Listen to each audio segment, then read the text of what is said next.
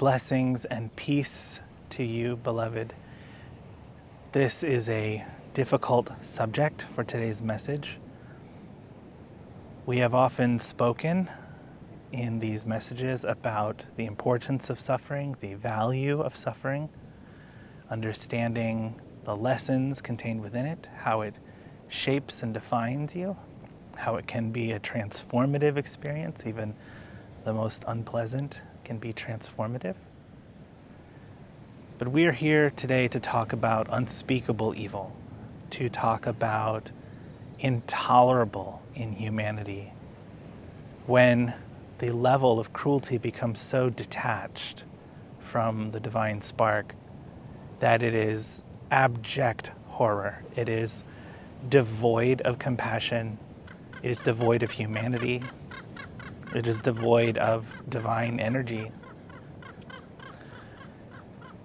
Cold comfort. But even this force in nature or in yourselves serves a propulsionary purpose. There are some of you who may be listening to this message who are enduring unspeakable horror, inhuman levels of suffering, cold, calculated, strategic violence against the most helpless of individuals. We want to make it clear that this level of destructive energy, of disconnection, while it is part of the rainbow of universal consciousness, of universal experiences, it is at the bottom of that vibration.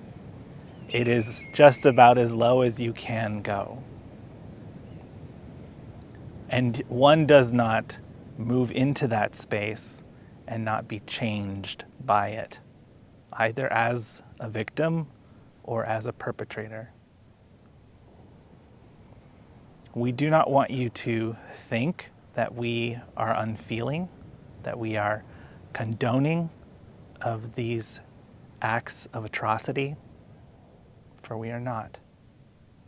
They carry one of the only judgments that you would ever feel from Source. When you finish this chapter of your incarnations, you will review your progress to evaluate what you did well and what you can still be working on. That is a simple explanation, but that is essentially what happens. During that process, acts of cruelty, acts of violence, acts of disconnection and inhumanity are the most sternly reviewed actions that you can take, or attitudes. If you support such action, you are also treading dangerous ground. This is not to say that punishment is coming for you, but there will be consequences for making those choices. You will have work to do to figure out how to integrate those choices, how to move forward from them.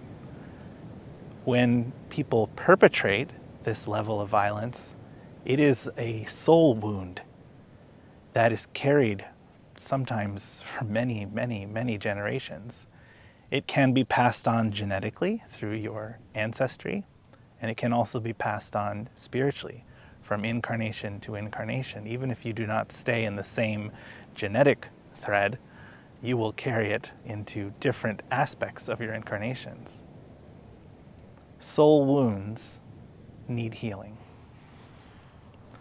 Obviously, victims of such violence suffer a wound, but what you do not currently understand, many of you, is that the perpetrator of this violence actually carries the deeper wound.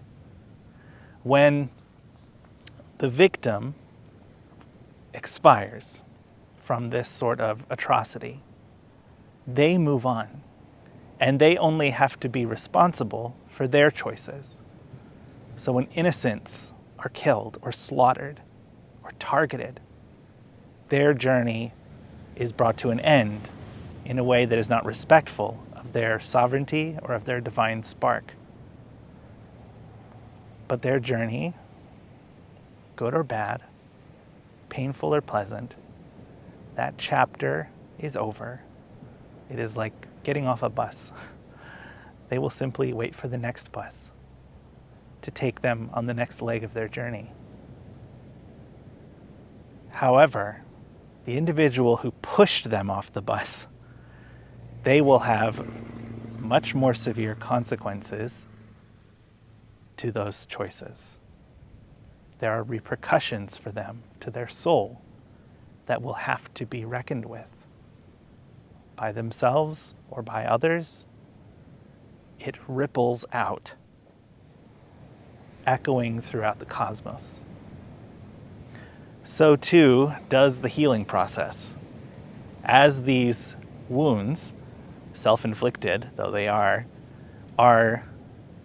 dealt with and healed and reconciled, that healing and reconciliation also echoes throughout the cosmos, throughout the rainbow of consciousness. This is how they serve that propulsionary purpose, moving you forward through lifetime and lifetime, through steps in your evolution. But this is not to say that we encourage you to jump in and participate. You should be very cautious if you are not yourselves participating, but you are cheering on those who are perpetrating these acts of violence because you think the victims are deserving of it. Both the perpetrator and their supporters are guilty of cutting themselves off from a fellow aspect of divine consciousness, a twin flame, a fellow spark of the divine. You are denying in the other the righteous light that is within yourself.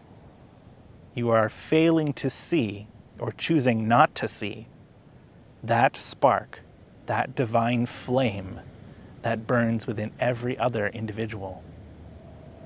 We will say right now, there is nothing, any aspect of consciousness, that is to say any person or plant or animal or mineral, there is nothing that any of you can do to deserve your divine light to be revoked. That is not possible. That goes against the nature of source consciousness, of oneness. So there are levels of accountability or levels of impact. The perpetrator suffers the deepest wound, but the supporter, in choosing to also engage in separation, engage in dehumanization and denial of divine light, they also share a similar wound, not as deep, for they did not perpetrate the actual acts of violence, but in their support of it, they join in with that energy and they take on that wound. They hold responsibility through their endorsement. There are levels to this, of course. For the bystander who turns a blind eye and chooses not to help, who chooses to engage in his own comfort, to turn her head and look away, they bear some of that responsibility. If they have been empowered to come to the aid of those in distress and choose not to, they carry a smaller but the same portion, same style of wound. All wounds will be healed, but it is a process and it takes work. So before engaging in these dehumanizing behaviors, before deeming another human being or animal as unworthy and undeserving of divine compassion, before perpetrating acts of cruelty not out of necessity, not out of the need that comes from needing to eat or survive. There is the energy of self-defense when violence is being perpetrated upon you and you engage in a counterforce. That is a different situation and is not what we are talking about. We are talking about those with power wielding it over the helpless in denial of their divine light. Those wounds will be healed eventually, but before that can happen, it will take an enormous amount of work and struggle and pain to learn to integrate those choices. So choose wisely, think carefully, tread softly, and carry a heart full of compassion, forgiveness, and grace. Peace, blessings, healing, and joy to you. This was Yeshua.